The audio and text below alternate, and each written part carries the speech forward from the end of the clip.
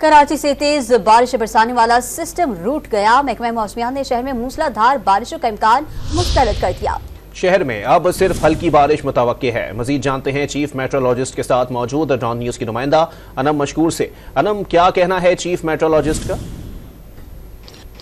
जी बिल्कुल, कराची का मौसम इंतहाई खुशगवार है। सुबह से ही हल्की बूंदाबांदी जारी है। कहा यह जा रहा था कि आज जो है मगरिबी हवाओं का जो है सिस्टम कराची में दाखिल हो रहा है, बलूचिस्तान के रास्ते आ रहा है। तेज़ बारिश एक्सपेक्ट की जा रही थी, लेकिन अब कहा जा रहा है कि ये सिस्टम कमज़ोर हो गया है। बारिशें उस दबाव के साथ नहीं होंगी, हल्की बारिशें होंगी। इस हवाले से मज़ीद क्या तफसीलात है, इस वक्त हमारे साथ मौजूद है चीफ मेट ऑफिसर सरदार सरफराज साहब। उनसे हम पूछेंगे कि आज पूरा दिन मौसम कैसा रहेगा, क्या ये बारिश ज़हमत बनेगी या रहमत ही रहेगी?